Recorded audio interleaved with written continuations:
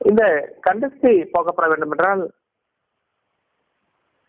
வியாழக்கிழமை அல்லது ஞாயிற்றுக்கிழமை என்று மாலை 6 மணிக்கு மேல நம்ம கையில ஒரு லெமன் எடுத்துட்டு, அந்த லெமன் நல்லதா இருக்கணும், அழுகி போனதாக இருக்கக்கூடாது.